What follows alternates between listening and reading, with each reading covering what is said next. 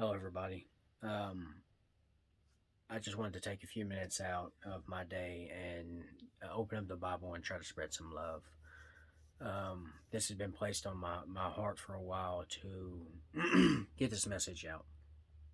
And I know everybody's so busy with things in the world and things going on in life that it's a struggle sometimes.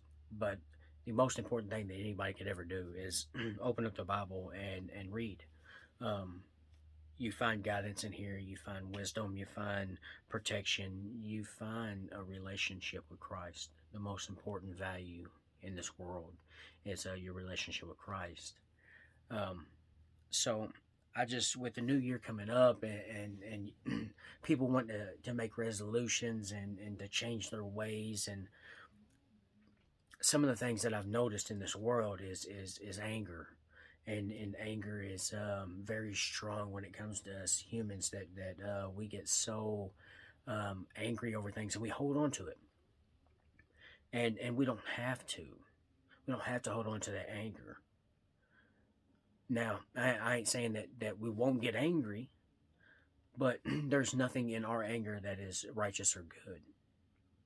So I just want to read a few verses out of Ephesians to kind of help us out with the guidance on where we can go when we feel this type of way, or how we should act when anger comes upon us, or things don't go our way, or people act a certain way. So down here in Ephesians 4, it states in verse 26, it says, "Be angry and do not sin. Do not let the sun go down on your anger." Now, down here in 31, it says, "Let all bitterness and wrath and anger and clamor and slander be put away from you, along with all malice." In 32, it says, "Be kind to one another, tender-hearted, forgiving one another, as God in Christ forgave us." Now, that alone sets the table. You're at a five-course meal, setting the table, boom, plat, right on it. You want to change your life. You want to start a new year off right there. Um, it's as easy as ABC. Now, putting that into action, we're human beings. We fail. That's understandable. It's this reason why it says this in here, to forgive. It's not just for one person to forgive, but it's for all of us to forgive, to show patience, love, kindness, all the acts of the Spirit. We are all called to do this. So if you want to change your life, if you want to change the lives around you, put this out. If you're receiving it or not, put it out. It's who we're called to be. In the next chapter, in chapter 5, it starts out by saying, "Walk in love." You know, Jesus preached all the time that to love your neighbor as I have loved you. Very important. It is to love, to love, to love, to love, regardless on what they done, who they are. They are exactly who they need to be at that moment for God's plan. That's all there is. So love them. If they done something to you, pray for them, forgive them. Just point blank, get it. Look, the devil wants to break people apart. He wants to isolate you, so therefore he can devour you. That's his life goal, is to kill, steal, and destroy. But God calls us to be united. There's one thing that I've learned is being united with my fellow brothers and sisters in Christ have made has helped me be stronger as a Christian, has given me a leg to stand on. They have helped me in the lowest parts of my life stand firm and look to God, even when I didn't think that I could. Jesus has always been there holding out his hand. And if it wasn't for this Bible and these lessons and other things that have helped me in life, I wouldn't be where I am today. So if I can get encouraged, just one of y'all, to to try to build a relationship with Christ, not just know who he is, not just he's not a part of history, he's a part of everyday life.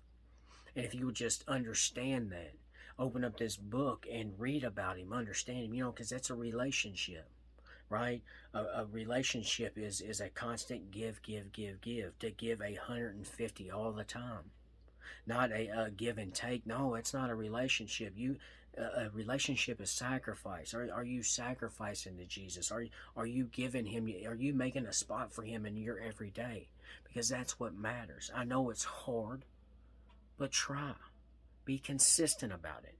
If Don't set your bar too high. You set your bar too high, and when you slip off of it, you fall and break your back. So don't do that. Set it up one little step at a time. Do 5 minutes a week. Next week, do 10 minutes. Just start somewhere. Just try. That's all Jesus wants out of you, is just try. And I promise you, you put all this into action. And this is not a gospel of action or works over faith, because it is the faith in Jesus Christ that puts fruit to works.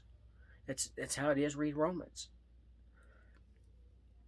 But where I want to get at before I get off subject, let me get down to this. All right, in chapter 5,